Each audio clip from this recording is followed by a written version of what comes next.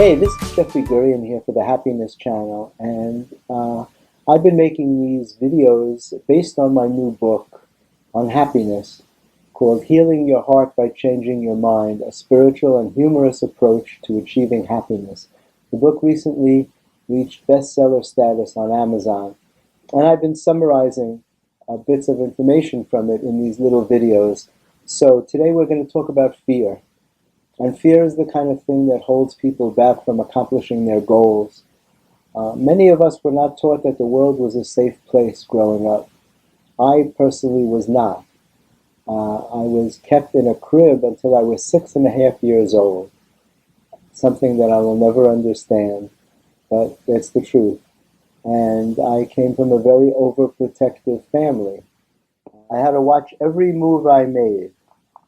People would say, watch out, don't trip, look out, you'll bang your head, don't run too fast, you'll fall, don't walk too fast, you'll hurt yourself, don't lift that, it's too heavy, don't go out, it's too cold, don't eat so fast, you'll get a stomachache, don't play in the snow, you'll get sick, you're not dressed warm enough, you'll catch pneumonia, don't stay up too late, you'll wear yourself out, don't eat that, it's not good for you, don't drive too fast, you'll get killed. So I could go on, but when you're given those kind of messages, it leaves you with many different forms of fear. And as we grow up, we all face fears, and fear can be literally placed into two categories. Most fears can be placed into two categories: fear of not getting what we want, and fear of losing what we have. And so if you're living a fear-based existence, fear can stop you from accomplishing your goals.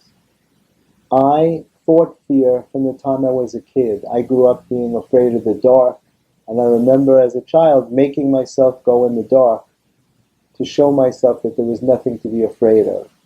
And it was a really scary thing for me, but I knew that I didn't want to continue living that way. I feel like I've been confronting fear my whole life. I was a severe stutterer, which I've talked about before, and the fear of speaking in public was tremendous. It's everybody's greatest fear to begin with, whether you stutter or not. But for a stutterer, it's a nightmare. And I taught myself, I developed a cure for stuttering that I used on myself, and I confronted the fear in college I signed up for a speech class, not speech therapy, but a class where I would give speeches, and for some reason I never stuttered when I was giving speeches. I think it's because I became someone else.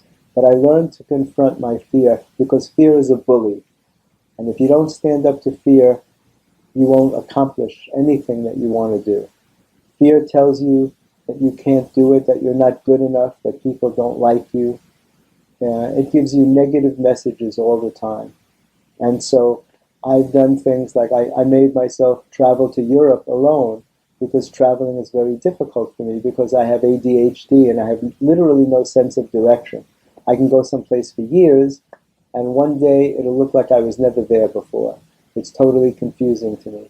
So when I travel with a lot of stress, but I don't let it stop me. I make sure that I go. I went to Europe twice, both times by myself. A lot of very strange things happened, but I survived. I went through it. And that's my advice to people, is to say F you to the fear. Fear is spelled F-E-A-R, which to some people means F everything and run. But to some people, it means face everything and recover. And that's a possibility. That's something that I've worked on, and that you should work on if fear is a major factor in your life. One of the things that I found that has helped me so much is this statement that's attributed to Marianne Williamson and also to Nelson Mandela. And it's in Marianne Williamson's book, A Return to Love. And I call it About Fear. Our deepest fear is not that we are inadequate. Our deepest fear is that we are powerful beyond measure. It is our light, not our darkness, that frightens us.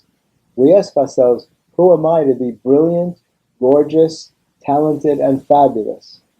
Actually, who are you not to be? Your playing small does not serve the world. There is nothing enlightened about shrinking so that others won't feel insecure around you.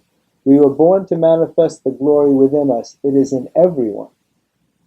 And as we let our own light shine, we unconsciously give other people permission to do the same.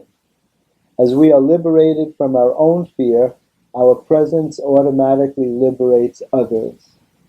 This is the most powerful statement that I've ever read, and it was so meaningful to me because I was the kid who made believe I didn't know the answer in school so that I wouldn't make the other kids feel bad, so that I wouldn't make them think that I thought I was smart. Not that I was smart, but that I thought I was smart. I thought that I knew what other people were feeling, and I would rather hold myself back to make them feel better about themselves, not realizing that if I was a superstar, that it would inspire people. That's what this message is, that you're allowed to be successful. You're allowed to be a superstar, and you become an inspiration to other people as opposed to making them feel bad about themselves, that they couldn't do what you did. That's a different way to think, and we're going to be talking about that in other videos about thought, the power of thought, and changing a thought. So I hope you remember this, and I hope to see you soon. Please subscribe, leave a comment, but please subscribe to the channel. And all it means is that you'll be receiving these videos automatically when they come out. Thanks so much. Have a great day. See you soon.